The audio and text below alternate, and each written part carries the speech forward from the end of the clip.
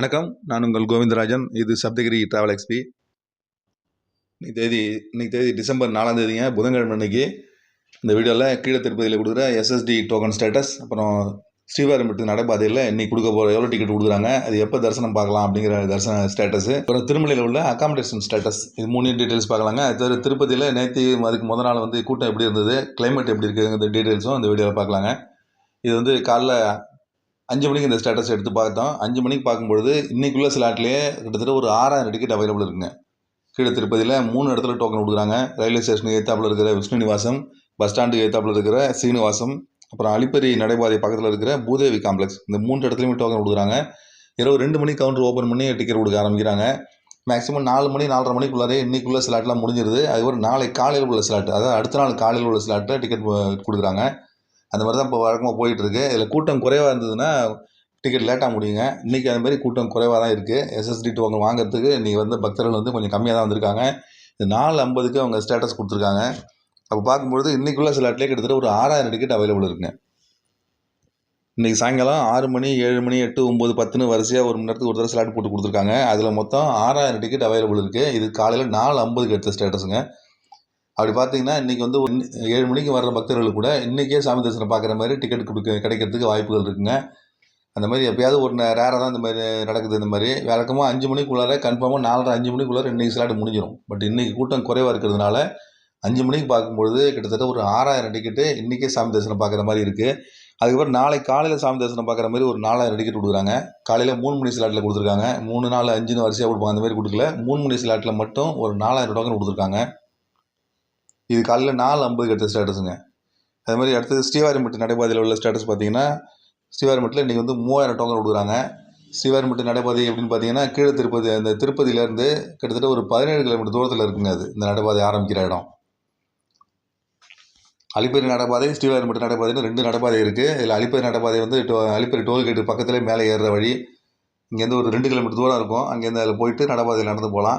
ஸ்ரீவாரிமட்டு நடைபாதை எப்படின்னா, திருப்பதி ரயில்வே ஸ்டேஷன்லேருந்து 17 கிலோமீட்டர் தூரத்தில் இருக்குங்க. இதுக்கு வந்து டிடிடியோட இலவச பஸ் இருக்குது. ரயில்வே ஸ்டேஷனில் தான் கிளம்புவது. அது தவிர ஏபிஎஸ்ஆர்டிசி பஸ் நிறையா வரும். அது மூலமாக போகலாம். இல்லைன்னா ஷேர் ஆட்டோஸ், ஜீப் இது மாதிரிலாம் இருக்குது. அதில் கூட நீங்கள் ஒரு நிறைய பேர் சேர்ந்த மாதிரி நீங்கள் அதில் கூட போகலாம். இது காலையில் 6 மணி தாங்க அந்த நடைபாதை ஆரம்பிப்பாங்க. கவுண்டர் அது மாதிரி தான் 6 மணி தான் திறப்பாங்க. முதல்ல வர்ற 3000 பக்தர்களுக்கு டோக்கன் கொடுப்பாங்க. இந்த நடைபாதை பொறுத்த வரைக்கும் வழங்குற டோக்கனுக்கு என்ன ஒரு பெனிஃபிட்னா, இன்றைக்கே சாமி தரிசனம் பார்க்குற மாதிரி தான் இங்கே டோக்கன் கொடுக்குறாங்க. முதல்ல வர 3000 பக்தர்களுக்கு இன்றைக்கே சாமி தரிசனம் பார்க்குற மாதிரி தான் டோக்கன் கொடுக்குறாங்க. அது மாதிரி தான் இன்றைக்கி இஷ்யூ பண்ணுறாங்க. மத்தியானம் 2 மணி தான் ஸ்லாட் போட்டு கொடுத்துருக்காங்க. இரவு 9 மணி வரைக்கும் மொத்தத்தில் 3000 டிக்கெட்டுங்க. இன்றைக்கே சாமி தரிசனம் பார்க்குற மாதிரி வாய்ப்பு இருக்காங்க. அதை யூஸ் பண்ணிங்க. இன்றைக்கி திருப்பதியிலே டோக்கன் கிடைக்கிறதுனால இங்கே வரத்துக்கான கூட்டம் கொஞ்சம் குறைவாக தான் இருக்கும். மேக்ஸிமம் என்ன நடக்குதுன்னா, அங்கே திருப்பதியில் டோக்கன் இன்றைக்குள்ளே முடிஞ்சிருச்சுன்னா நாளைக்கு காலையில் கொடுக்க ஆரம்பிச்சிட்டாங்கன்னா உடனே இங்கே கிளம்பி வந்துடுறாங்க. வந்து இங்கே டோக்கன் வாங்கிட்டு மேலே தரிசனம் பார்க்கறதுக்கு போகிறாங்க. இந்த ஸ்ரீவாரிமட்டு நடைபாதையில் ஒரு 2 3 நாளாக கூட்டம் குறைவாக தாங்க இருக்குது. இது மழைனால குறைவாக இருக்கா இல்லை என்னங்கிறது தெரியல. பட் நேற்று சாயங்காலம் கூட ஒரு 5 மணிக்கு கூட இந்த எஸ்எஸ்டி டோக்கன் இந்த இடத்துல கொடுக்குற டோக்கன் அவைலபிள் இருந்தது. கீழே திருப்பதியிலையும் அவைலபிள் இருந்தது, ஸ்ரீவாரிமட்டிலையும் அவைலபிள் இருந்தது நேற்று. அதுக்கடுத்தது அக்காமடேஷன் ஸ்டேட்டஸ். திருமலையில் கொடுக்குற அக்காமடேஷன், அதாவது நேரடியாக போய் ரூம் எடுக்கிறதுக்கான ஸ்டேட்டஸுங்க அது. திருமலையில் நீங்கள் ஆன்லைனில் ரூம் புக் பண்ண முடியல, இல்லை நேரடியாக தான் ரூம் எடுக்கணும் அப்படிங்கிற பட்சத்தில் நீங்கள் நேரடியாக அந்த சிஆர்ஓ அப்படிங்கிற சென்ட்ரல் ரிசப்ஷன் ஆஃபீஸ் இருக்குது. இங்கே நேராக வந்தீங்கன்னா உங்களுடைய Aadhaar card xerox with phone number இருந்தால் போதுங்க. இங்கே பதிவு பண்ணிவிட்டு வெளியில் அனுப்பிச்சிடுவாங்க. ஒரு 200 300 பேர் இருந்தால் கூட கியூ லைனில் ஒரு 1/2 மணி நேரம் இல்லை 3/4 மணி நேரத்தில் பதிவு பண்ணிட்டு வெளில வந்துடலாம். அதுக்கப்புறம் உங்களுக்கு சீனியாரிட்டி படி ரூம் அலாட்மெண்ட் கிடைக்கும். உங்களுக்கு 50 ரூபா 100 ரூபா, அப்புறம் 1000 1518ன்னு 4 கேட்டகரியில் ரூம் கிடைக்கும். இதில் 50 ரூபா 100 ரூம் தாங்க எப்போதுமே கிடச்சிக்கிட்டு இருக்குது. 1000 1518 ரூம்லாம் வந்துன்னா அவைலபிள் இருந்தால் தான் கொடுக்குறாங்க. அவைலபிள் இல்லைன்னா அதை கொடுக்க மாட்டாங்க. எப்போ ரூம் காலி ஆகுதோ அப்போ கொடுப்பாங்க. அந்த மாதிரி இன்றைக்கி காலையில் அந்த 5 மணிக்கு இந்த ஸ்டேட்டஸ் எடுத்து பார்த்தாங்க. இந்த கவுண்டர் பார்த்தீங்கன்னா 5 மணி தான் திறப்பாங்க.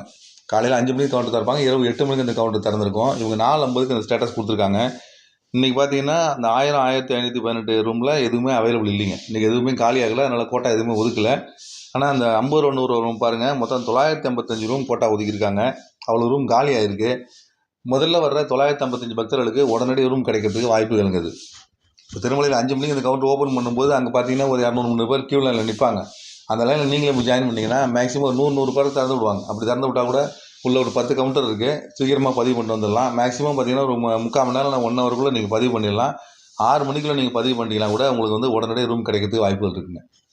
முதல்ல வர்ற 955 பக்தர்களுக்கு இம்மிடியேட்டாக ரூம் கிடைக்கும். இம்மிடியேட்டாக நாங்கள் ஒரு 1/2 அன் இல்லைனா 3/4 மணி நேரத்தில் ரூம் அலாட்மெண்ட் கிடச்சிடும் உங்களுக்கு.